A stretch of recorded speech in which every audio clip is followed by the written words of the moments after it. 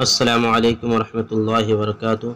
قارئین و سامعین، مزید ایک ویڈیو لے کر آپ کے سامنے حاضر ہوئے ہیں۔ امید کرتے ہیں کہ آپ کو یہ ویڈیو پسند آئے گی۔ عنوان ہے روزہ میں غیبت۔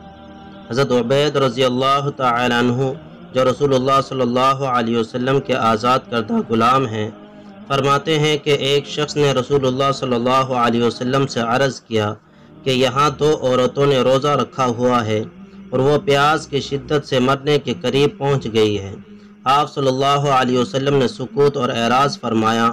اس نے دوبارہ عرض کیا، غالباً دوپہر کا وقت تھا، کہ یا رسول اللہ، بخدا وہ تو مر چکی ہوں گی یا مرنے کے قریب ہوں گے۔ آپ صلی اللہ علیہ وسلم نے دونوں عورتوں کو بلوایا، دونوں آ گئی۔ پھر آپ صلی اللہ علیہ وسلم نے ایک بڑا پیالہ منگوایا اور ایک عورت سے فرمایا کہ اس میں قے کرے۔ اس نے خون، پیپ اور تازہ گوشت وغیرہ کی قے کی، جس سے آدھا پیالہ بھر گیا۔ پھر دوسرے عورت کو قے کرنے کا حکم فرمایا۔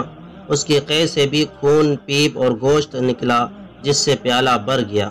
آپ صلی اللہ علیہ وسلم نے ارشاد فرمایا کہ انہوں نے اللہ تعالیٰ کی حلال کی ہوئی چیزوں سے تو روزہ رکھا، مگر حرام کی ہوئی چیز سے روزہ خراب کر لیا، کہ ایک دوسرے کے پاس بیٹھ کر لوگوں کا گوشت کھانے لگے، یعنی غیبت کرنے لگی۔ تو قارئین و سامعین، اس حدیث کی روح سے ہمیں بھی چاہیے کہ ہم اپنے روزے کی حفاظت کریں اور غیبت جیسی قبیح چیزوں سے اپنے آپ کو محفوظ رکھیں۔ جزاک اللہ خیر، احسن الجزا۔